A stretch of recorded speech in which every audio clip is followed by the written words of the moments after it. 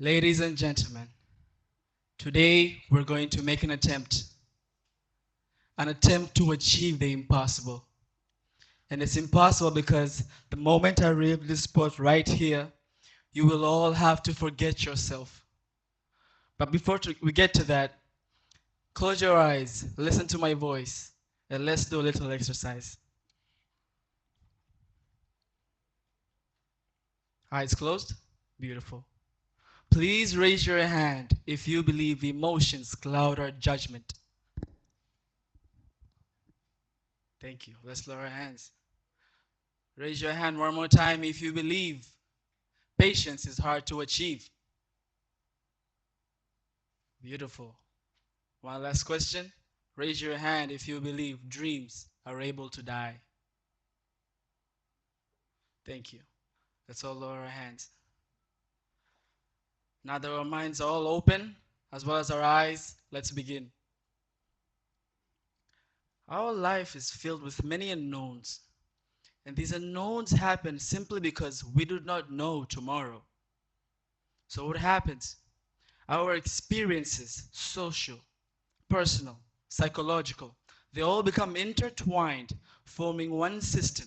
And this system will guide you with your perceptions, decisions, actions.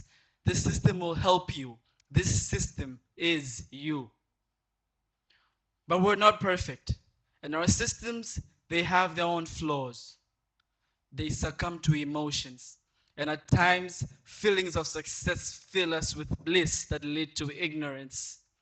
And at times, we get so heartbroken, we watch our dreams die.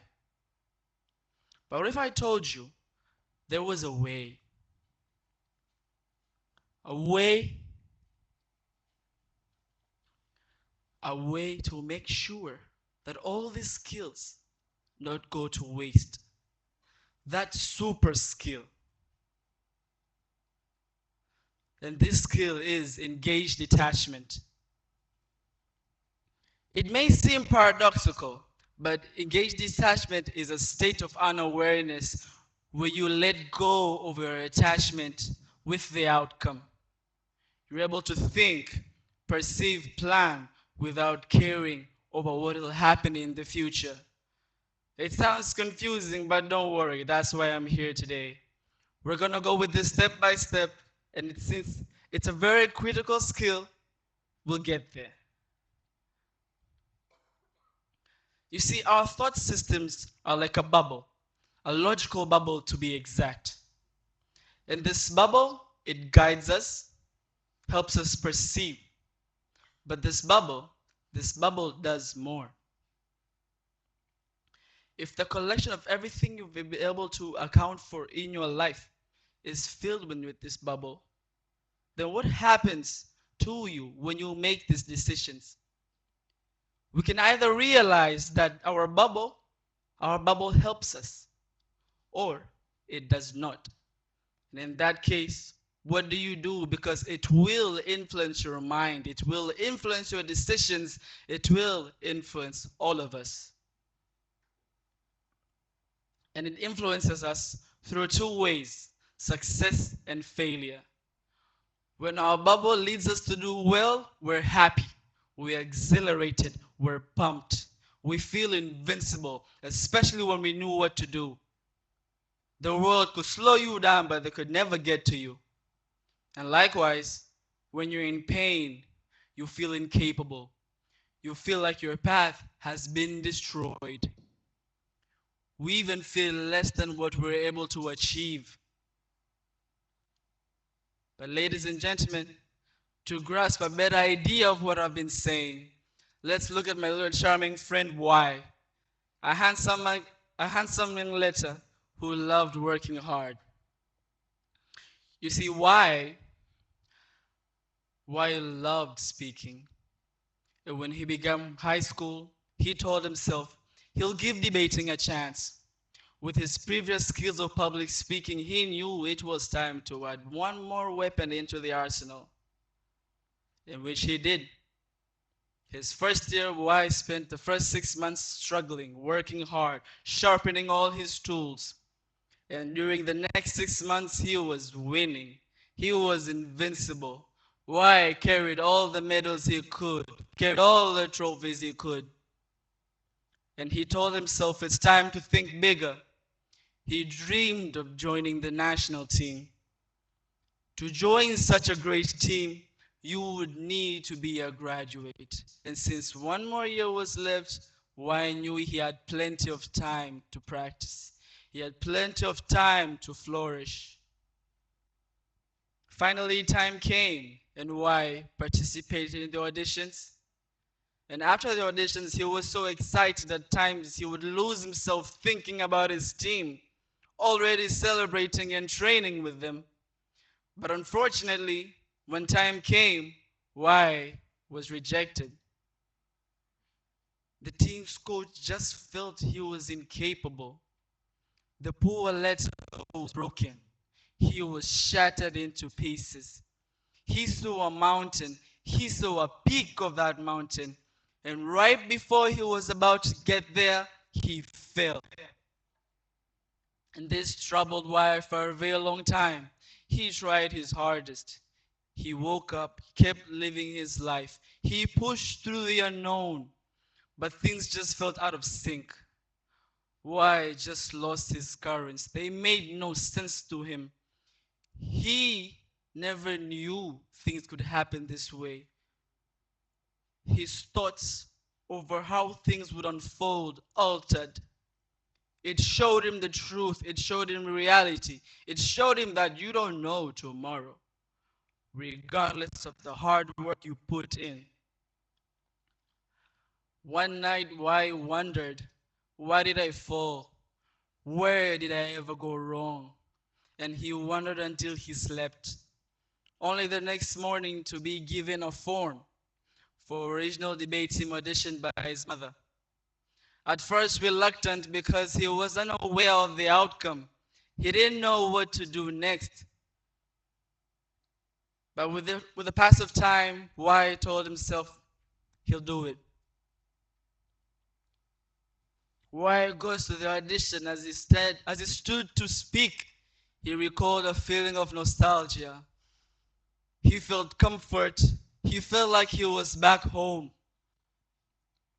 And as his opponents began to speak, Y noticed something different.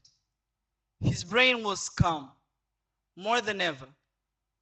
He couldn't cling to his medals anymore, nor could he think of losing, because he hasn't lost yet.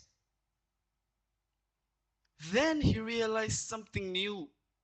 He heard openings. He heard opportunities, one that are invisible to the weak mind. He was able to take care of these opportunities, take advantage of them, manipulate them, bring them towards him. And through that, Y was able to prosper. He was then later informed that he passed the audition, and he'll be more than welcome to join in. Through Y, we see that he had a bubble of his own. His bubble had his own thoughts and ideas that were integrated in his system. And he told himself that he was invincible. He could not be broken down. When finally he realized he was invincible, and all his hard work, his preparation, did not prove to be efficient because he was succumbing to his emotions. What if he stopped thinking about being in the team and focused more on practicing for the audition? Y would have been able to cater for it at a larger scale. But when his bubble popped, Y realized, I just need to be calm and steady. And this is the flow of our bubbles. Our emotions, they cloud our judgment. We become blind for a minute, even though we think our reality is aligned with what's really happening. Well, as a matter of fact, we're living our own realities. One where we think we know everything and everyone about the world and ourselves. The truth is, we know nothing about the world and we know nothing about ourselves. And engaged detachment is our way there. We need to understand that engaged detachment does not involve caring less, being passive, or being indifferent. You can still care about something, but slowly release your grip over how the outcome will appear. That will enable you to focus. That will enable you to see. Ladies and gentlemen, engaged detachment allows you to summon your memories not as stepping stones, not as wounds, but just references. References that you can go back to, that can guide you. References that will show you the true pathway. Life does not reoccur, it does not repeat itself. Why would you succumb to your past emotions? You do not know the future. And it's perfectly normal to be a slave to your own emotions. We're all human beings after all. At times it's hard to not put your emotions and not involve them when you're giving yourself into something you truly care for, something that you see a future for. But it's okay because within time, you'll be able to free yourself from your burden, the burden of the bubble. Flush away all the emotions, the pride, the insecurity, the guilt, the inconsistency, the fear, the overconfidence, the ego. Flush all that away, peel it off, and uncover a new version of yourself. A version that's clear, a version that's calm, a version that can plan, a version that can lead with empathy, courage, a plan that can help come together with the people around you, a plan that can help you be better for your own good. Ladies and gentlemen, if you have happened to have forgotten what I've been saying until now, remember this. Engaged detachment allows us to have the patience and slowly wait for what will uncover. Only then will we be able to see.